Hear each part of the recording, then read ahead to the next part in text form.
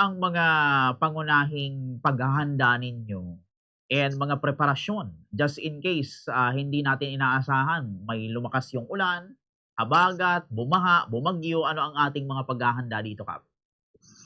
Ito po kasi, based on my observation during my 2 term being the punong barangay, ang napapansin ko rito sa barangay namin, ito po kaya ay upper barangay ng PD.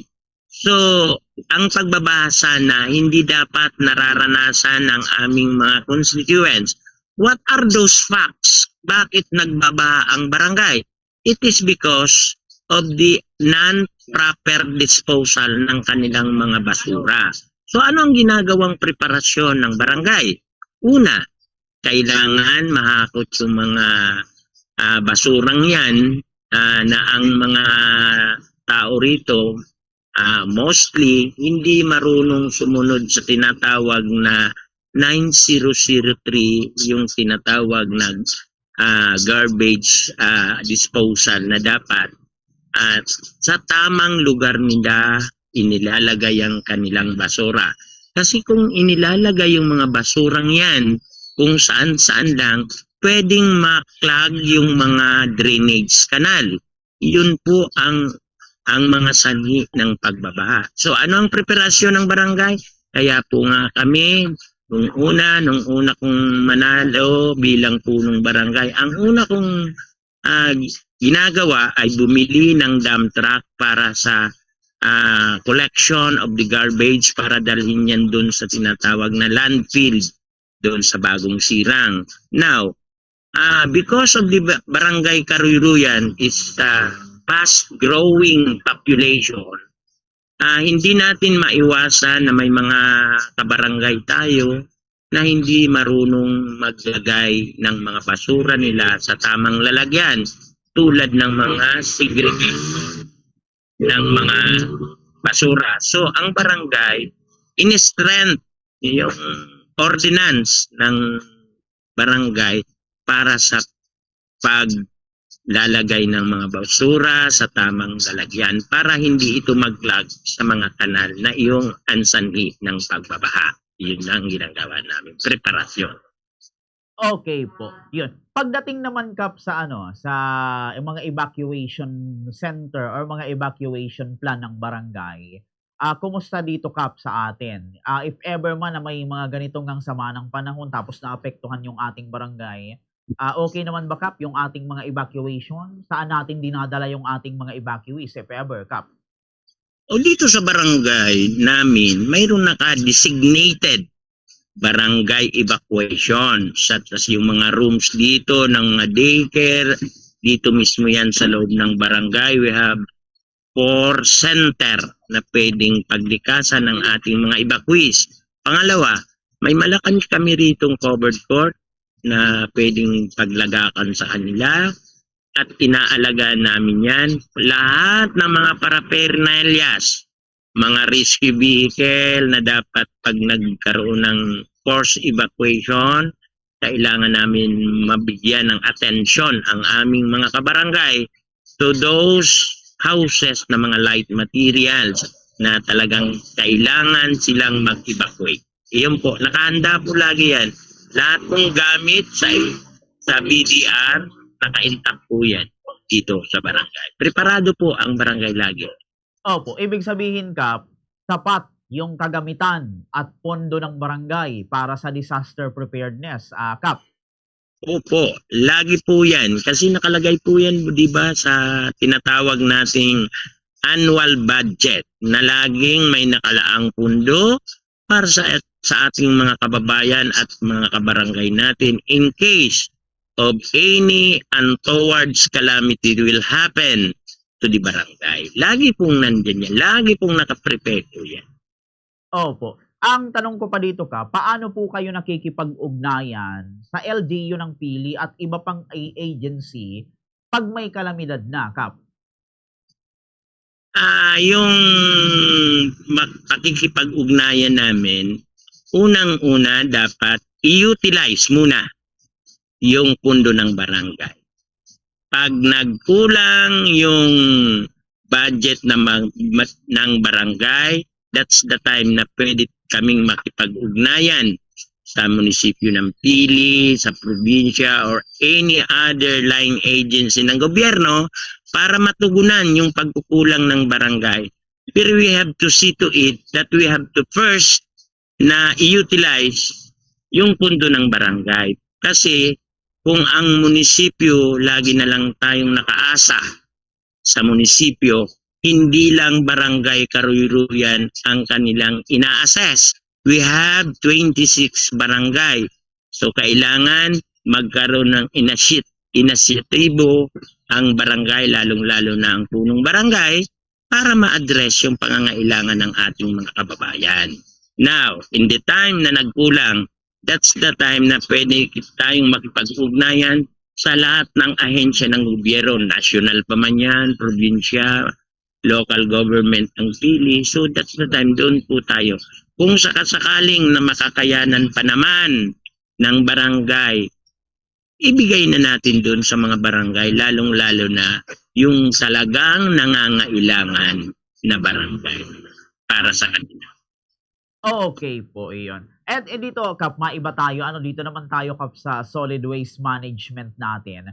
Ano po ang kasalukuyang sistema ngayon, Kap, ng Barangay Karuy-Ruyan when it comes to solid waste management, Kap? Una, ang solid waste management, mayroon po talaga ang barangay, the adaptation ordinance coming from the national. Now, we have to strengthen. Dapat palawakin pa natin yung ordinansang yon, lalong-lalo na dito kasi sa Barangay Karuy-Ruyan, mayroon tayong mga adjacent barangay na wala silang mga bihikulo para mag-collect ng kanilang mga basura.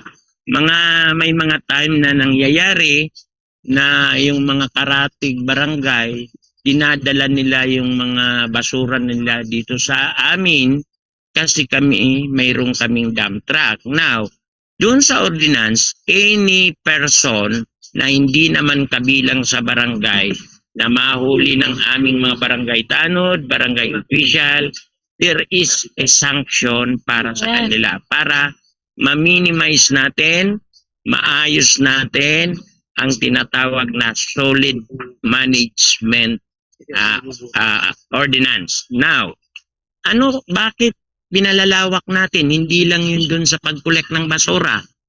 Kasi ako naniniwala na ang basura pag hindi na bigyan ng tamang pagmanihar, ito po ay nagko-cause ng sakit. Ito po nagko-cause ng mga sari-saring problema sa barangay. Nasabi ko kanina, unang-una, nagka-clog yung mga kanal. Pangalawa, pag hindi maayos ang pag-manage ng solid waste, na hindi natin na-segregate yan at hindi natin napaayos at nailagay sa tamang material recovery facility, yun po ang pag-uumpisahan na magkasakit ang mga tao. Now, ang pagkakasakit kasi ng tao ngayon, isa yun sa burden ng isang Pilipino ngayon. Dahil dapat kung mapipwede, bawal ang magkasakit. Dahil may sakit ka na nga, gusto mong dalhin ka sa ospital, hindi ka nagdadalawang isip ka na magpadala sa ospital, bakit? Iniisip mo yung bayarin sa ospital. Ngayon, kung hindi natin mapapaayos yung sanhi kung saan nagmumula ang mga sakit na yan, ay hindi natin mabibigyan ng magandang kaukulan na healthcare ang ating mga barangay dahil tayo hindi natin inaayos yung tinatawag na solid waste management. Kaya dito sa barangay, lahat po yan ina-address. Nagkakaroon kami niya ng tinatawag na quarterly meeting kung ano ang ikagaganda sa pagtugon ng tinatawag na solid waste management. Ganun po kami dito sa barangay. Okay po, yun. So dito, Kap, mga karagdagang katanungan na lang.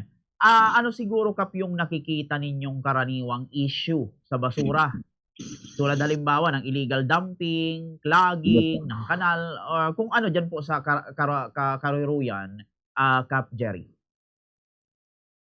Nakikita ko, una, kailangan ma-educate yung mga kabarangay ko. Unang-una yan. Paano sila magtapon. Kasi mayroon naman ditong schedule paghahakot ng basura. Pero despite ng mga may schedule yan, mayroon pa rin mga kababayan natin, kabarangay natin, na hindi pa nai-educate na maigi. Na hindi nila alam na yung tinatapon nilang basura, yun rin lang ang magpapahamak sa kanila. Pangatlo, kailangan mabigyan tuon pansin, not necessarily ang barangay, pati ang munisipyo ng Pili, na magkaroon ng masigasig na pagmomonitor dito tungkol sa basura. Even the municipality of Pili, nahihirapan din sila. Dahil lalo na ang kasentruhan, marami rin basura dyan. So, nagkukulang sila ng oras para makolek yan, dadalhin sa dump site. Yung dump site minsan, may problema yung mga equipment natin doon sa pag-ayos at iayos yung mga dinamping na mga basura doon. So, may mga time tayo, isa yun sa dapat na palakasin. Hindi lang ng barangay, kung hindi, pati munisipyo ng Pili. Yun lang po ang nakikita ko. Opo. Eto Kap, second to the last question na lang Kap. Mayroon ba kayo Kap regular na clean up drive o environmental programs? Kap. Mayroon. Mayroon kami kasi that is mandated by the law, by the GILG. Kailangan magkaroon tayo ng mga tinatawag na clean up drive.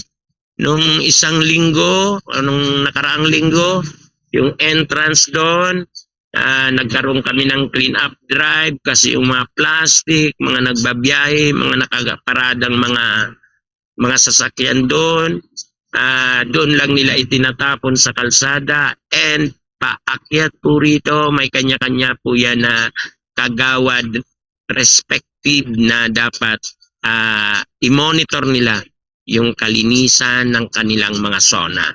So kaya dito yung clean up drive, lagi naman pong ginagawa yun dito.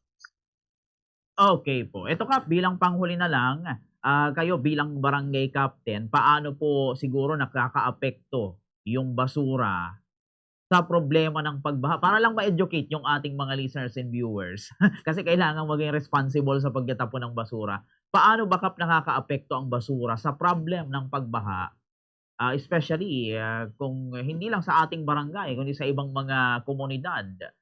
Kap, kaya napakahalaga na siguro maging responsible talaga sa pag-manage ng ating basura, Kap. So nasabi ko na nga kanina na yung pagiging responsable sa pagtatapon ng basura, na yun ang mga kausa na problema hindi lang dito sa barangay namin, kung hindi sa lahat, especially the LGU Pili. Nasabi ko kanina na kailangan mayroon tayong edukasyon sa mga tao kung paano natin i-manage yung kanilang basura. Dahil dapat ma-explain sa mga constituents na ang maling pagtatapon ng basura ay yun ang sanhi ng mga pagbabaha at sanhi ng sakit ng bawat isa sa atin. So we have to just to be aware na hindi lang ang punong barangay ang may responsibilidad dyan, hindi lang mga kagawad, kundi ang ating may mga constituents, kailangan may responsibilidad sila para sa pagmanihar ng kanilang basura. Kasi dapat ang isang community, sa nakikita ko, mayroon tayong tinatawag na social and moral obligation in our respective community.